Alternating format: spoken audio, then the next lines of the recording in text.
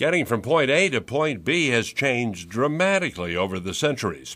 Time was in early America when rural people never got more than a few miles from their homes. Others had a horse or could go by train. Then came the airplane, and suddenly a much quicker, more adventurous way of traveling opened up. Certainly adventurous for passengers, even more so perhaps for pilots. Among them, a hardy band of women determined to take to the air.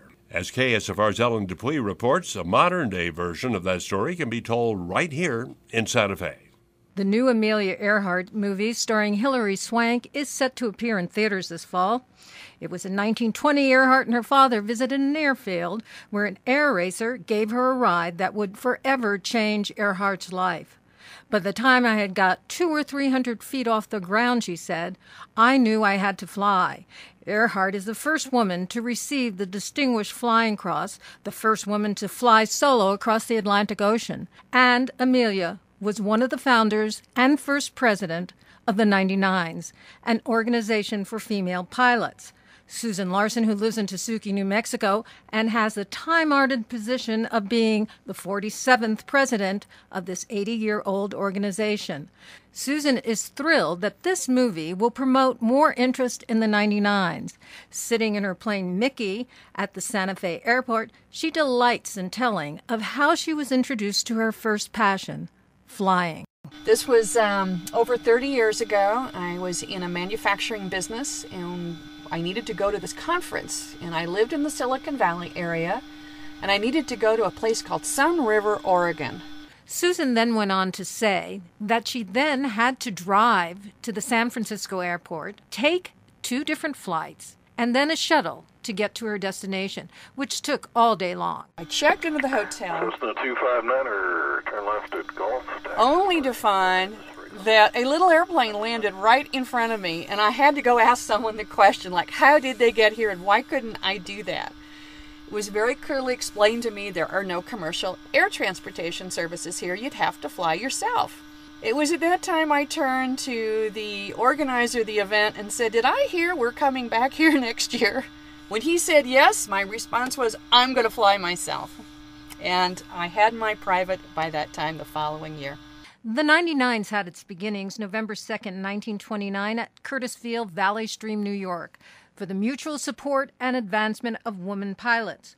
All 117 women pilots licensed at the time were invited, and the group is named for the 99 licensed women pilots who attended the meeting or expressed an interest in joining the group. The organization currently has 6,000 members in 30 countries. The Rio Grande chapter is the local chapter. Right here in Santa Fe, about 25 members. The kind of activities the chapters are associated with is heavily into education. One of the missions of the 99s is aerospace education in the community, and that part of the mission of the 99s is taken on by the chapter. One member of the local chapter, Arlene Walsh, an elementary school teacher who had a love affair with flying. And she was building an airplane when she died very suddenly a couple of years ago. Arlene's airplane, through in the most unique connection in aviation, has found its way to Anchorage, Alaska. It is in pieces. It's just the wooden ribs and such. But it's at the Begich Middle School in Anchorage, Alaska, and the school is taking on the project of building that plane so that it can fly. And to think that Arlene, as a teacher, her airplane is now in Alaska, and it's going to teach people, probably have more effect on children than she even did maybe in her lifetime. I love the story. Another Santa Fe resident, Ann Shannon, arrived at the airport carrying a large album filled with all kinds of memorabilia, photos, news articles, obituaries, and a telegram to Amelia Earhart. Ann had many tales to tell about her aunt, Mary Elizabeth Owens, one of the early members of the 99. She asked her father when she was 15 if he would let her learn how to drive a car. And he looked very sternly at her. He said, "You're much too young to drive a car. No." So she got a friend to take her south of Fort Worth to a field, and she learned to fly at 15. So that's how she learned. And I always heard the story was 16, but she was 15. That even makes a better story.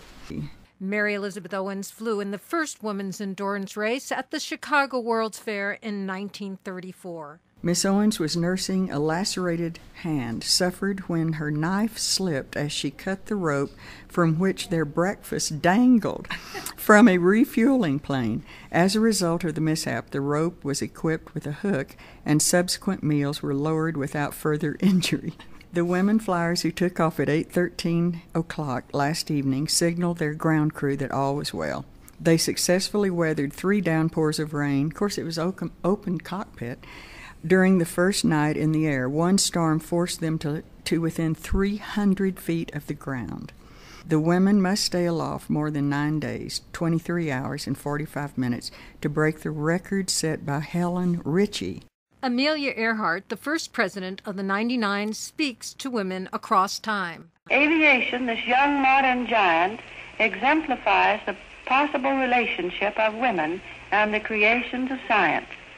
Although women as yet have not taken full advantage of its use and benefits, air travel is as available to them as to men. From KSFR News, I'm Ellen Dupuis.